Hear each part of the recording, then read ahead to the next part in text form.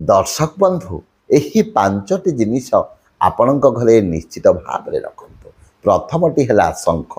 आपणक घरे निश्चित भाव शंखटी रखु। जदि ताहा बजाइबा शंख प्रत्येक दिन सकाळे 3 थर बजातु एवं बजई सारिबा परे शंखटी को धोईदे से पानी रखी ठाकुर सम्मुख में रखु। घरे गोटे छोटिया शिवलिंगटी रखु एवं प्रत्येक दिन शिवलिंग को पूजा करंतु। देखिबे आपणक घर मध्यरो समस्त प्रकार विपत्ति संकट दूरे जीव। तृतीय है गरुड़ घंटी। ठाकुर को आरती करने समय आमे तो घंटी को बजाऊे किंतु आरती कर सारा पर घर भितर जदि चारिआडे आमे बुली बुली से घंटी को टिके समय बजेबा देखिए घर मध्यरो नकारात्मक शक्ति निश्चित भाव में दूर हेबो।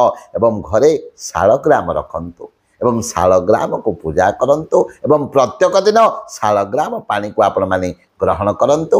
देखिबे आपण को आसीबा को थिबा समस्त प्रकार विपत्ति एवं संकट निश्चित भाव में दूरे जीव। एवं प्रत्येक लोक से घरे तुलसी गछ रखंतु बा वृंदावती को पूजा करंतु।